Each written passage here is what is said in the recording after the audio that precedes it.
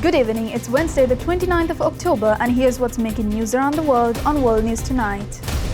Trade Pact. China and ASEAN sign historic upgraded free trade agreement expanding cooperation.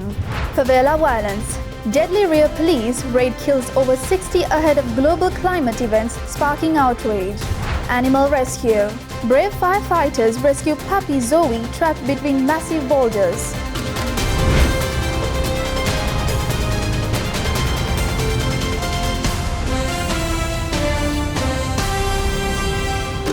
From Colombo, this is World News Tonight. Good evening and thank you once again for joining us on World News Tonight on the Derana News Channel. Today in Kuala Lumpur, China and the Association of Southeast Asian Nations signed the 3.0 upgrade of their Free Trade Pact, expanding cooperation into digital trade, green economy and advanced industries. The agreement comes amid US tariffs and aims to deepen China-ASEAN ties while strengthening multilateral trade. China signed an upgraded free trade deal with the Association of Southeast Asian Nations, or ASEAN, on Tuesday. The 11-member bloc is China's biggest trading partner, with bilateral trade totaling $771 billion last year. Beijing is seeking to strengthen its ties with ASEAN to counter hefty import tariffs imposed by US President Donald Trump. In Kuala Lumpur, Chinese Premier Li Qiang stressed the importance of avoiding protectionism.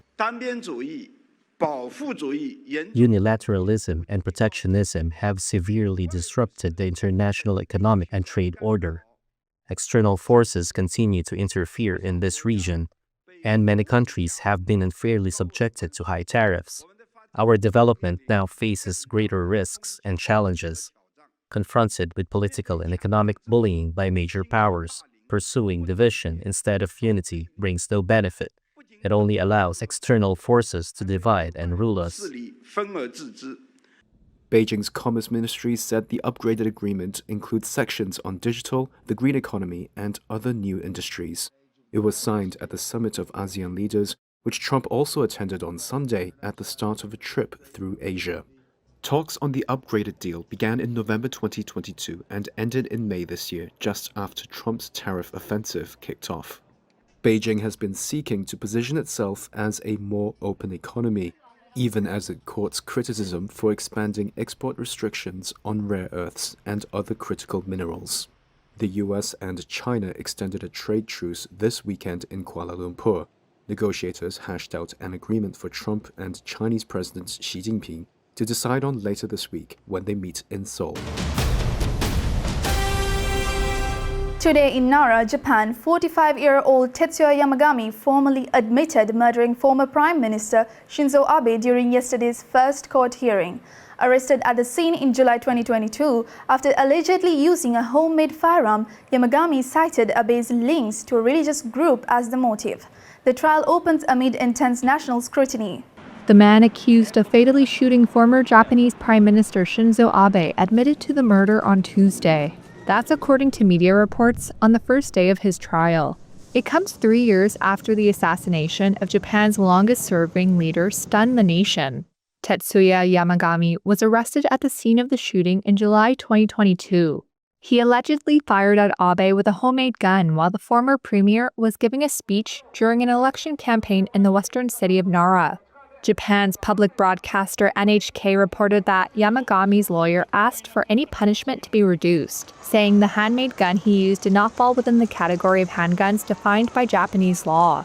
Media reports said Yamagami blamed Abe for promoting the Unification Church, a religious group against which he held a grudge, after his mother donated some $660,000 to it.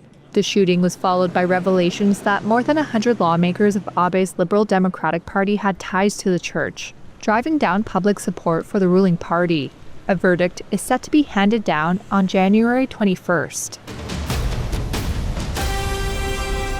In the Himalayas, unseasonably heavy snowfall has prompted the closure of tourism on both Nepali and Tibetan sides of Mount Everest, as a private helicopter attempting to rescue stranded trekkers near Labuchi skidded and crashed in deep snow. The pilot survived, while frost and visibility risks continued across regions under the impact of Cyclone Mantha.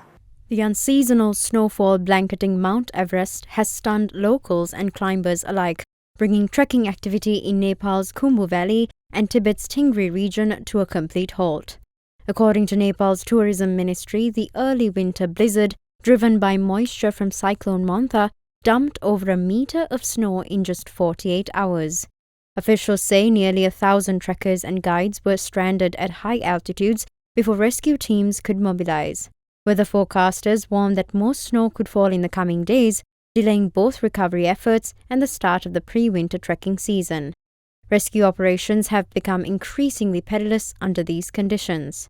Today, a private helicopter sent to extract stranded hikers near Le Boucher reportedly crashed during landing after being caught in a sudden gust and whiteout conditions. The pilot survived with minor injuries, according to Nepal's Civil Aviation Authority, but the crash underscored the extreme challenges facing emergency crews. In Tibet, Chinese authorities temporarily suspended access to the Everest Base Camp region, citing avalanche risk and near-zero visibility. The rare storm has reignited discussion over the fragility of Himalayan tourism and the growing unpredictability of the region's climate. Tourism officials estimate that hundreds of local porters and small lodge operators will face financial strain as bookings collapse in what is normally a busy shoulder season.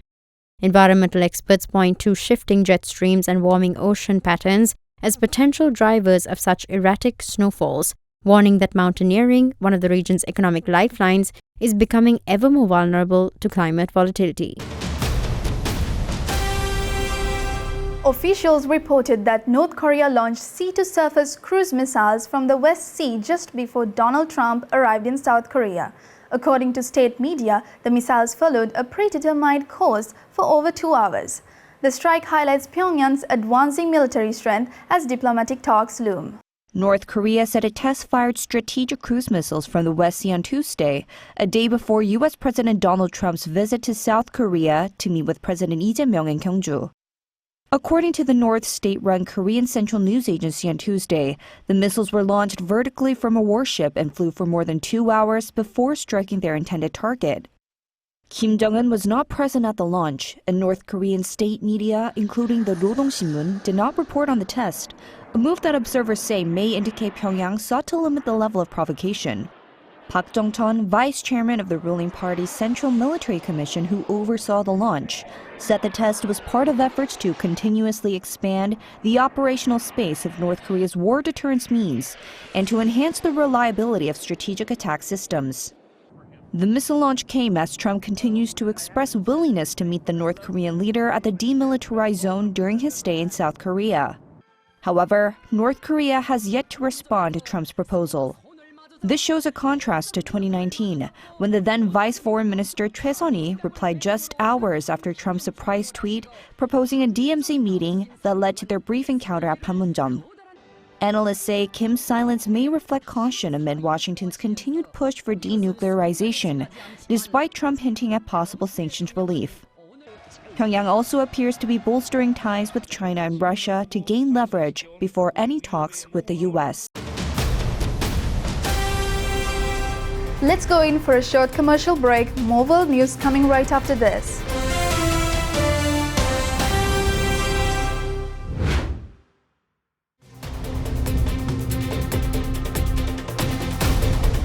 Welcome back. In a serious escalation today, Israeli airstrikes struck multiple sites in the Gaza Strip after the Israeli government accuses Hamas of violating the ceasefire deal brokered by Donald Trump earlier this month. Israeli Prime Minister Benjamin Netanyahu ordered the strikes amid allegations of attacks on Israeli troops and delayed hostage body handovers by Hamas.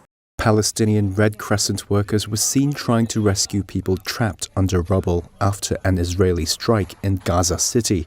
The strikes across Gaza, which witnesses say carried on into early Wednesday, are the latest test of an almost 3-week-old ceasefire deal brokered by US President Donald Trump. Local health authorities said overnight that the attacks killed at least 26 people across the Palestinian territory. The strikes followed accusations from Israel's military that Hamas had violated the ceasefire by attacking Israeli forces in the area. It also came after Prime Minister Benjamin Netanyahu ordered powerful attacks on the militants. Earlier, he accused Hamas of violating the ceasefire by turning over remains that did not belong to missing Israeli hostages. He said that remains handed over the previous day belonged to Ofir Zafati, an Israeli killed during Hamas's October 7th attack, whose body was partially recovered by Israeli forces during the war. In response, Hamas initially said it would hand over the body of a missing hostage found in a tunnel in Gaza. However, Hamas' armed wing, the Al-Qassam brigades, later said it would postpone the handover, citing what it said were Israel's violations of the ceasefire. In a hospital in Gaza City, Palestinian Taya Al-Bana was among those injured in Tuesday's strikes. The search for hostage bodies stepped up over the past few days as heavy machinery arrived from Egypt. The issue has become one of the main sticking points in the ceasefire. Diggers were working in Khan Yunis on Tuesday, with Hamas fighters around them. The US-backed ceasefire agreement earlier this month halted 2 years of war triggered by the deadly Hamas-led attacks on Israel on October 7, 2023. But since then, both sides have accused each other of violations. In Rio de Janeiro, authorities carried out a large-scale raid against the Comando Vermelho gang today, resulting in at least 64 deaths. Officials describe it as the deadliest operation in the city's history. The action took place in the favelas Complexo de Almo and Complexo de Pena, just days ahead of major climate summit events ahead of COP30. At least 64 people, including 4 officers, died on Tuesday in Rio de Janeiro's most deadly police operation ever. The operation targeted a major gang just days before the city hosts a number of global events related to the United Nations climate summit known as COP30. Police have often conducted large-scale operations against criminal groups ahead of major events in Rio. The death toll, confirmed by Rio Governor Claudio Castro on Tuesday, was more than twice the city's most deadly previous police operation. The massive operation involved 2,500 security personnel across 2 favela complexes near the city's international airport. Rio's favelas are poor, densely populated settlements woven through the city's hilly oceanside terrain. The governor confirmed 81 arrests, and authorities are looking to serve 250 arrest and search warrants. Civil society groups have criticized the heavy casualties in a military-style operation. Today, the United States Department of Defense confirmed that 3 coordinated strikes in the East Pacific targeted 4 suspected drug-running vessels, killing 14 people and leaving 1 survivor.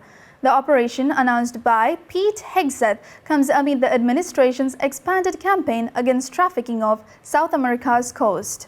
These images, shared by U.S. Defense Secretary Pete Hegseth, show the bombing of 4 vessels in the Pacific by the U.S. military. It's the latest in a series of deadly strikes against alleged drug traffickers by the Trump administration. Hegseth reported 14 were killed in the attacks, and that 1 survivor was rescued by Mexican authorities. These narco-terrorists have killed more Americans than Al-Qaeda, and they will be treated the same. We will track them, we will network them, and then we will hunt and kill them. Since September, at least 10 such strikes have been carried out by the U.S. military in the Caribbean and the Pacific, as part of an aggressive anti-drug campaign pushed by U.S. President Donald Trump. Well, I don't think we're going to necessarily ask for a declaration of war. I think we're just going to kill people that are bringing drugs into our country. Okay? We're going to kill them. You know, they're going to be like dead. The measures have raised tensions with Venezuela and Colombia and provoked harsh criticism internationally. Last week, President Lula of Brazil condemned Trump's actions. You can't just say you're going to invade and fight drug trafficking in other people's land without taking into account the constitution of other countries. If the world becomes lawless without respectability, it will be very difficult to live. The legality of the strikes has been questioned by Democratic lawmakers. They say it's unclear why the U.S. military has gotten involved rather than the Coast Guard, and why other efforts to stop drug shipments were not used before resorting to lethal force. Today, Hurricane Melissa intensified into a catastrophic Category 5 storm and made landfall near New Hope, Jamaica, with sustained winds up to 185 miles per hour and record low pressure of 892 millibars, the strongest storm ever recorded to hit Jamaica. Authorities warn of life-threatening floods, storm surge, and long-term recovery ahead. Families on the island nation of Jamaica in the eye of the storm, facing the strongest hurricane they've ever seen. Category 5 Melissa, packing 185-mile-an-hour winds, slamming ashore this afternoon near the town of New Hope in southwestern Jamaica. Local resident Daniel Barnes shooting these videos in St. Elizabeth Parish as Melissa made landfall, documenting the ferocious winds. Just listen. In Black River, videos circulating online showing major damage to the local hospital, sheet metal and power lines blocking the exit. Not far from there, boats running aground in Great Bay, wind and rain howling in the hills. Waves pushing walls of water on shore. Authorities warning no infrastructure can survive these winds, begging everyone who didn't evacuate to stay put. Jamaica, this is not the time to be brave. Some areas could get up to 40 inches of rain, Melissa cutting a path of destruction across the island all the way to Montego Bay. Hotels packing stranded tourists and staff into ballrooms and auditoriums. U.S. Air Force hurricane hunters flying into Melissa, reporting they were forced to abort another mission today because the turbulence was so strong. One of the meteorologists who flew this mission said it was both stunning to see and horrifying to think about the damage it will cause. As Melissa tears across Jamaica, Cuba is next. Authorities are now racing to move some 500,000 people to higher ground tonight. Time for a short break now. We'll be right back with more world news.